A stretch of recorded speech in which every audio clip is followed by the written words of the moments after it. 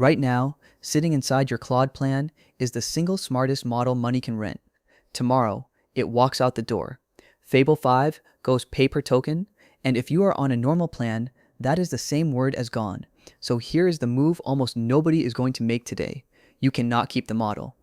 You can keep the way it thinks. A way of thinking can be written down, pulled out, and run on a cheaper model that is not going anywhere. That right there is the whole video. Look at the list going around. Build a website, ship a few demo apps, generate a month of content. Every one of those is a way to burn your last frontier hours, and every one of them flunks the only test that should rank your day. One question sorts everything you could do today. Can a cheaper model redo this tomorrow? If the answer is yes, skip it. Opus, the everyday Claude that stays in your plan, rebuilds a demo app next week for nothing. Run your own list through it right now. A landing page? A cheaper model builds that next Tuesday. Skip.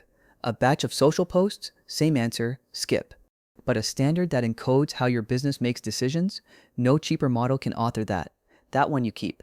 The filter is that blunt and that useful. Spending the final hours of a frontier model on work a mid-tier model handles is like hiring a surgeon to take your blood pressure. It gets done. Nothing is wrong with the result. It is just a spectacular waste of the one thing you are about to lose for good. What a cheaper model cannot redo tomorrow is the good stuff. A standard written down. A roadmap already reasoned through. A vault of knowledge already distilled. A skill that fires on its own. Those keep their full value long after the model behind them is gone. 5 moves do the extraction, and I am handing you every prompt ready to paste. If you remember one thing, remember the order. Move 5 first, because it runs itself. Start with why today, specifically, is different. Here is the arithmetic, straight off Anthropic's own rate card. Fable runs about $10 per million tokens in, 50 out. Opus 4.8, the model that stays in your plan, is half of that, near 5 and 25. Sonnet is cheaper still, on intro pricing near 2 and 10 through the end of August. Today, inside your plan, Fable is flat rate. Tomorrow, every single call it makes has a meter running on it, and that meter is unkind to Fable. It eats your weekly limit roughly twice as fast as Opus, and only half of that weekly limit applies to it in the first place. So you do not get 10 swings at this today, you get 2, maybe 3. Spend them on the jobs with the most value locked up inside. This is the part people miss while they argue about whether the model is worth keeping. The argument is beside the point. Opus 4.8 is not going anywhere, it is genuinely great, and starting tomorrow it is what you actually run on. Fable is only here to leave it instructions. So sort everything you do into 2 piles. Anything you will still be using in a month, a system prompt, a skill, a big irreversible decision, is an asset. Pay Fable once to make it. Anything you throw away by Friday is throughput. Run that on the cheap model without a second thought. The people who win the next repricing are not the ones mourning the model. They are the ones harvesting it. So let us harvest. 5 moves, every prompt included. Here's the first. Move 1. Plant Fable's judgment right into your workspace. The highest value thing a frontier model leaves behind is not an answer. It is a standard. Your CLAUDE.md, your skills, your memory files, that is the layer every future model reads before it touches a line of your work. An answer helps you once. A standard upgrades every answer that comes after it. And today, Fable can write that layer at a level Opus can follow perfectly, but could never have authored on its own. That gap is exactly the thing you are banking. So run this in every project you care about. Read this entire project and how I work in it, then rewrite my Claude file as the operating manual a less capable model would need to work here at my level. Name the conventions I follow. Name the mistakes a weaker model will make in this codebase, each one with the rule that prevents it. Then the line that carries the whole thing. Write the quality bar for each deliverable as checkable criteria, not adjectives. A cheaper model cannot invent a quality bar out of thin air, but hand it a written one and it applies that bar just fine, every time. Close the prompt by asking Fable for the 3 skills that would save you the most hours written out in full. You are not asking for advice about skills. You are asking it to build them, right now, while the meter still says free. Move 2. The consultant audit. Fable's real edge shows up on hard, messy problems, the kind with no clean answer waiting at the back of the book. On the hardest tier of the coding benchmarks, it roughly doubles the next model, and the gap only widens as the problems get uglier. So give it the ugliest problem you actually own, your business. Open a session with your projects, your numbers, whatever context you can feed it, and say, act as the consultant I cannot afford. Audit everything. offers, pricing, workflows, where my hours go. Then hand me a roadmap I can execute with a weaker model, ranked, highest return first. The deliverable rule is the whole point. For every move, Fable writes down the why, the exact steps, what done actually looks like, and what a weaker model needs told to execute it. Today, while the model that can reason it out is still flat rate. Opus does not need to be brilliant next week. It just needs to follow a brilliant document and make it name the 3 things you should stop doing with the reasoning spelled out in full. A cheaper model will happily keep you busy. It takes frontier judgment to tell you, with receipts, which of your work is quietly worthless.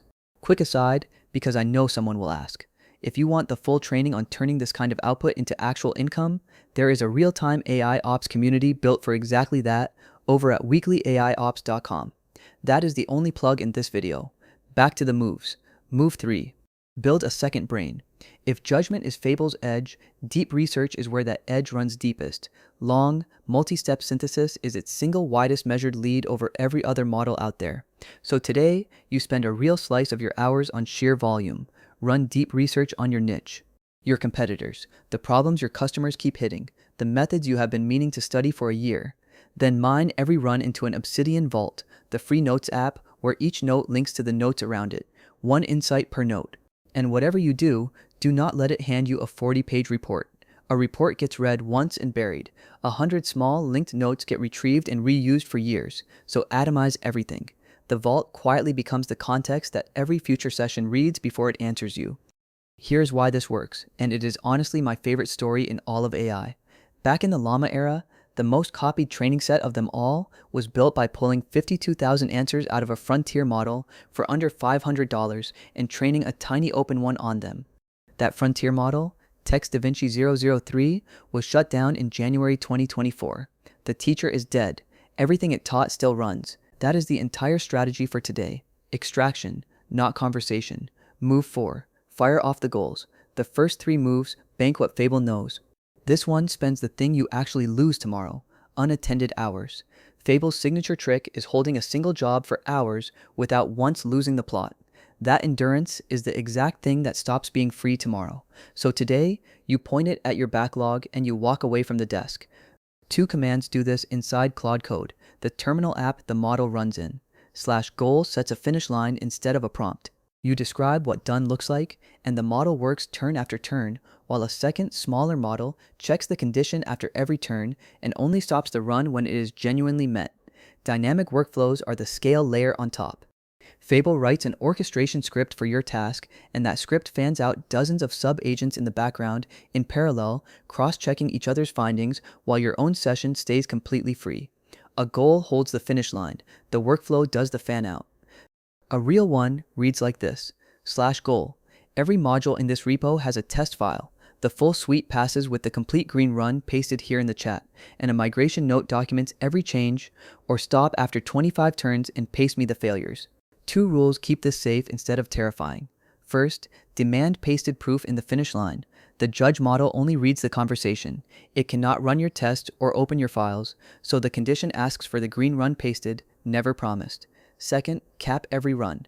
Turns, or wall clock, written right in.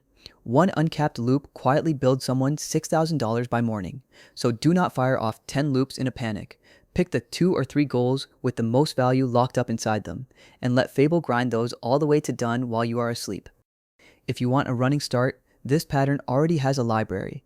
Whole collections of ready-made loops and workflows, each one paired with a prompt and the exact tool it plugs into, built the same way Karpathy talks about. The model writes the plan, then executes it. Steal the loops that fit your backlog and point them at your own repo tonight. Move 5, and if you only have 1 hour left today, do this one first. Every time Fable cracks a genuinely hard problem, its approach evaporates the second the session ends. You keep the answer, and you lose the thinking. This move installs a recorder so you never lose it again. Create a single file, .claude, skills, extract approach, skill.md, that captures how a problem was actually solved, not just the fix. Then wire it into your Claude file with 1 line of learning law. After every non-trivial solve, run the extract approach skill before moving on. From now on, a solution without its learnings note is unfinished work. So go work Fable hard on your real backlog, the gnarly bug, the architecture call you keep circling, and every single solve drops a note behind it as it goes. And these notes are not summaries. A good one reads like a field report. Here was the trap. Here is why the obvious fix was wrong. Here is the approach that actually held. And here is the check that proves it. That is the reasoning a weaker model could never generate, sitting in plain text where it can simply read it. Those notes are the distillate. Fable's reasoning, sitting in your own repo, readable by every model that comes after it. That is why this one compounds, and why it goes in first. It turns all your remaining Fable time into permanent assets automatically in the background. Step back and look at what those 5 moves actually leave behind. A standard in your workspace, a ranked roadmap, an atomized vault, a shelf of unattended loops, a recorder that documents every solve, 5 artifacts, and not one of them cares which model you are running next month. That is the system. Now let me make the transplant completely literal. This is the sharpest version of the whole idea. 10 minutes today, and you walk away owning the reasoning instead of renting the model. There is even a short script at the end that does the entire thing over the API and saves the result to a file you keep. Start from the uncomfortable truth. The model was never the asset. Attaching your workflow to one specific model is building on rented land. It always gets deprecated, repriced, or replaced. What survives every single time is the thinking system you can describe in plain words, and Fable's edge really is describable. Reading what a request is actually asking for, breaking a hard problem into pieces you can each check on their own, verifying its own work instead of trusting what merely sounds right, refusing to guess when it does not know. All of that is just language, which means all of it is portable. Step 1. Extract the manual, not a summary. Most people ask Fable to explain how it thinks and get back a page of pleasant fluff. You do not want a description of the thinking. You want the procedures. Check your work is a vibe.